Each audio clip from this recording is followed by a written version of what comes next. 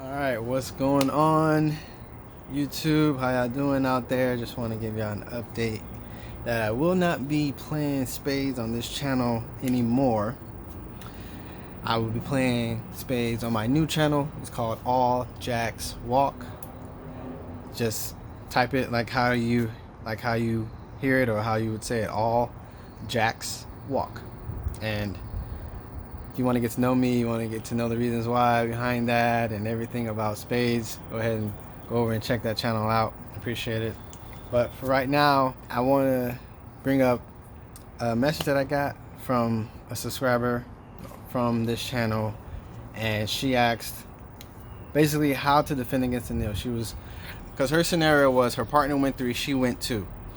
When she played the ace of clubs, her partner got mad at her, started yelling at her like, what are you doing? You don't know how to play. So shout out to Tarika S. I mean, wait, why is there always an airplane or something flying overhead? Like, isn't it Corona? Okay, now you said you had the ace.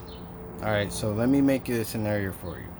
In this scenario, you had the 4, the 8, and the ace, right? Your partner has a 3, the 5, and the 7. The opponent has the 6, the 9, the jack, and the queen. And the niller has the 2, the 10, and the king. So you don't want to play your ace on the first hand.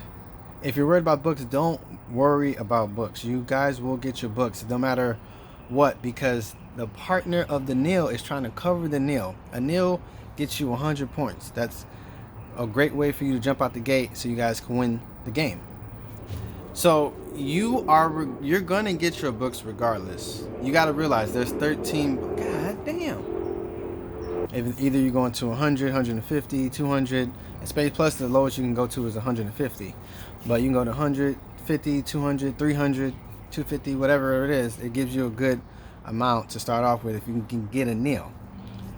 With that being said, if you don't get a nil, if you get a book and you went nil, that's a negative 100. That's negative 100 points minus whatever your partner win. If they went 2, 3, 4, 5, you would subtract that from the nil. So if your partner went 2, they got their books, that would be negative 80. 3, negative 70, 4, negative 60, so on and so forth, if you didn't get the nil. So remember those cards that we had, right? You had the ace. I gotta write this shit down. So what you want to do is play the 8. You got 4, 8, and ace. Play the 8. You want to play the 8. When somebody goes nil, you don't have to worry about getting your books. You will get your books because that's one less person aiming to get books. You see what I'm saying? So throw your low cards first, and not even your lowest cards, like the middle cards, like from 7 to 10. Throw those out so that you can get the lower cards out of the nil's hand. You're trying to force the opponent to play their high cards. Like, you're trying to force the issue on your opponent. You're trying to force the issue of your opponent to make the hard decision whether to throw a high card or a low card. So whether to cover the nil or not cover the nil. If I'll explain all this again on my other channel, I will do another tutorial about this on my other channel, in depth, playing the game with you guys. So I said his partner had 9 jack queen, 9 jack queen, 9 jack queen, right? And the nil had 4. The nil had 2, 10 king. Okay. So yeah. So you play the 8. And their partner has a 6. Sorry, god damn, it happened again. But regardless, it's the lower versus the high card. I'm just trying to get you to understand the ratio of, or not the ratio, the probability formula for throwing high cards versus low cards. The partner has 6, 9, jack and queen. Partner has 6, 9, jack and queen. Okay, so you throw the 8. The partner's probably going to play 9. Okay, and your partner's probably going to play 7, and then the nil will play the 2. All right, then you go around. Maybe their partner change it up a little bit or whatever. But we come back to the suit. Let's just say clubs, like you said, since you had the ace. let's just say clubs. You come back around to clubs. The partner has a 6. They're not going to throw the 6 because it's too low.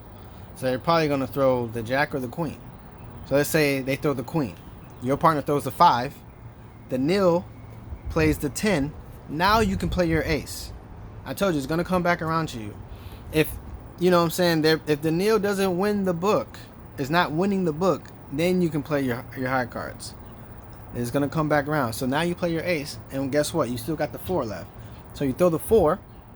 The partner plays the jack, or the queen, the jack now. Your partner plays the 3, and guess what? The nil got the king.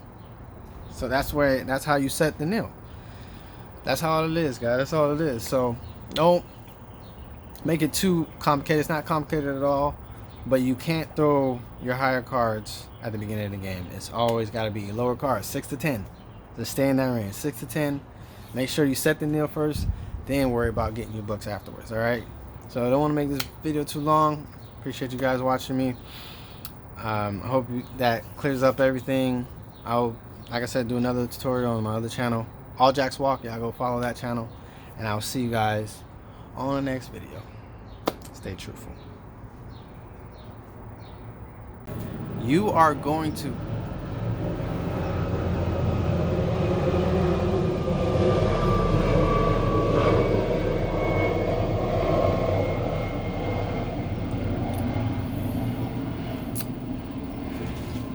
I love it.